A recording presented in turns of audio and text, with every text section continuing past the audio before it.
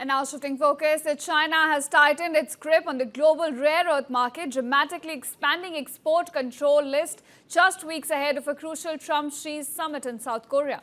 Now, the Chinese Commerce Ministry has added 5 new rare earth elements, including holmium, erbium, thulium, europium and also ytterbium to its export control list. Now, these elements are critical for producing electric vehicles, military radars and also aircraft engines. And in fact, along with all of these elements, dozens of refining and processing technologies have also been brought under strict security, meaning that any foreign company using Chinese materials or equipment will now require a Chinese export license, even if no Chinese firm is directly involved in the transaction.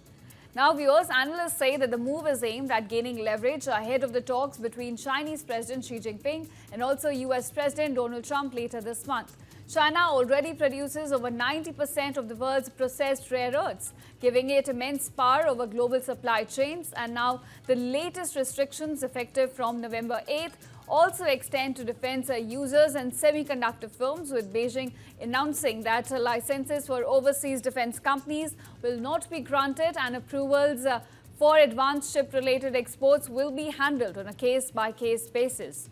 So basically, the rules specifically target 14 nanometer chips and above, high-capacity memory chips and also AI technologies with potential for military applications. In fact, the US and its allies, including South Korea, are now scrambling to assess this fallout of these measures. Seoul said that it will hold talks with Beijing to minimize the impact on Samsung and SK Hynix, two of the world's biggest memory chip makers. Meanwhile, shares of Chinese rare earth companies surged by nearly 10%, while US-based firms like Critical Metals and Energy Fuels also saw a double-digit rise, signaling renewed global uncertainty over access to these strategic materials. In fact, the industry analysts now say that the world may be entering a period of strategic bifurcation, where China strengthens its local value chains and the US and allies accelerate efforts to build independent supply networks for critical minerals and semiconductors.